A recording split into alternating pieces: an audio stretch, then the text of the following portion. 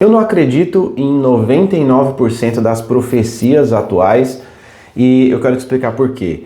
Mas antes de mais nada, eu quero dizer que eu acredito que os dons continuaram, então em algum nível existe sim o dom de profecia, mas não acredito que seja o mesmo dom, aquele dom do Antigo Testamento, sabe? Que a profecia era infalível e que...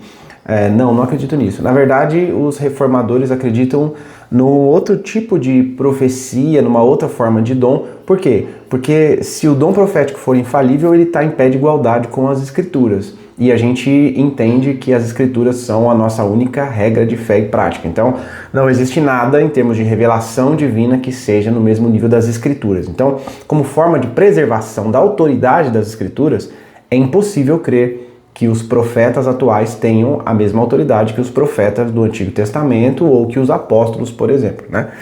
Mas em algum nível existiram profecias e o Novo Testamento vai falar de alguns casos, e eu quero falar porque eu não acredito nas profecias, olhando os profetas de hoje, eu vou colocar bem entre aspas aqui, olhando os profetas de hoje, porque é impossível de acreditar que eles são profetas verdadeiros.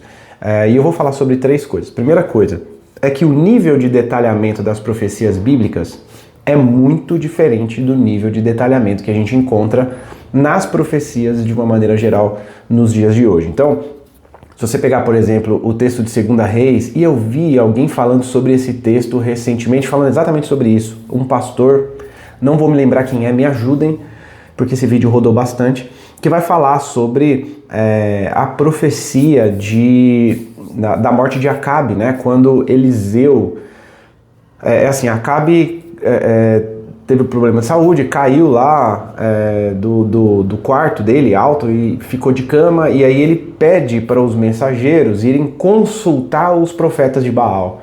E no meio do caminho desses profetas, Deus envia Eliseu para encontrá-los e dizer para eles, mandar uma mensagem para o rei que ele vai morrer, e por acaso não existe profeta em Israel? Quer dizer, Elias estava na sua casa sem saber o que estava acontecendo no palácio e ele é enviado por Deus de maneira específica, com uma mensagem específica, extremamente secreta, muito direcionada e tudo mais. Então, você vê que o nível de detalhe, o nível de percepção das profundezas da natureza humana, do pensamento, enfim, é completamente diferente do que a gente vê hoje.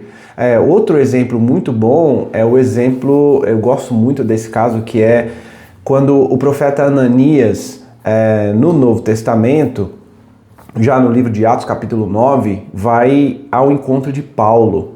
E o que me chama a atenção nesse texto é que Deus dá uma direção muito específica para ele. Ele vai ter uma visão, Deus chama ele numa visão e ele fala assim, olha o que o texto diz: dispõe-te e vai à rua que se chama Direita e na casa de Judas procura por Saulo, apelidado de Tarso, pois ele está orando e viu entrar um homem chamado... Entendeu? Então lá naquela rua vai ter uma casa de um homem chamado tal e lá dentro vai ter um cara chamado tal, o apelido dele é tal, você vai fazer isso. É muito específico. Muito específico. Agora, o que a gente tem nos dias de hoje, de uma maneira geral, é todo mundo se denominando profeta e um monte de leigo acreditando nesses profetas, entre aspas, falsos profetas, na minha opinião, que dizem assim, olha, levanta a mão aí, dá glória, que eu vou profetizar que Deus tem um plano na sua vida. Cara, Deus tem um plano na vida de todo mundo. Entendeu? Como assim? Isso é profecia de que tipo? Isso eu sei fazer. Eu tô vendo alguns papéis e nesses papéis tem uma palavra grande escrito resolvido, sei lá. Tá vendo? Eu sou muito ruim, eu não sei fazer isso, né? Eu não sei. O que um profeta falaria, né? Deus tá me falando que alguém aqui tá doente. Cara, se você tá pregando numa igreja de 50 pessoas, alguém vai estar doente, provavelmente. Se você tá pregando numa igreja de 1000 pessoas, aí a chance de alguém estar doente é de 100%. E aí, olha, Deus está me falando que tem alguém com uma dor na coluna que sai aqui e que... Sabe, entende? É genérico, é muito genérico. Não é específico, não é olhar para uma pessoa e falar assim, olha, Deus está me dizendo que naquele dia aconteceu assim, tal. Isso é extremamente raro de ver e geralmente é indutivo. A pessoa vai prestando atenção, se ela fala isso, você reage de um jeito, então ela vai para outro caminho e aí você reage positivamente e ela segue nessa linha porque ela entende a forma como você reage, né? Então é muito complicado. Deus manda te dizer que esse vai ser um ano de vitória, o ano da sua vida. Segundo ponto, a estratégia dos falsos profetas é usar a adivinhação como forma de validação. Então é muito comum você ver nas redes sociais, por exemplo, as lives desses falsos profetas extremamente lotadas de pessoas pedindo previsões do futuro. E o que esses caras fazem? Às vezes você vai ver vídeo no YouTube sobre isso, no TikTok, nas redes sociais de uma maneira geral, você vai ver muito vídeo assim, de gente que foi na igreja e o profeta chama e fala assim, eu tô vendo o nome Rodrigues, qual é o seu sobrenome? Aí a pessoa fala Rodrigues, ele, aleluia, é Rodrigues, tá vendo? Deus falou e tal, beleza. A partir desse momento em que ele adivinhou o sobrenome da pessoa, tudo que ele falar a partir dali está validado como se fosse de Deus. Então ele pode falar absolutamente qualquer coisa que aquela pessoa vai acreditar porque ele adivinhou o sobrenome dela. Você já reparou isso? A pessoa que revela o CPF, o número de telefone. Cara, meu CPF eu sei. Esse é o ponto. Por que eles fazem isso? Porque adivinhando essas coisas, eles quebram a barreira, eles impressionam quebrando a barreira e isso serve de validação para o que ele vai falar depois. E o que é perigoso nisso é que existe um espírito de adivinhação.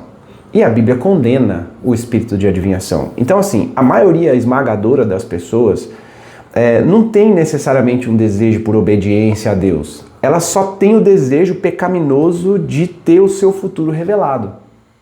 A maioria das pessoas tem esse problema que é querer que o futuro dela, querer saber se tudo vai dar certo, querer saber se aquela situação X vai ser resolvida.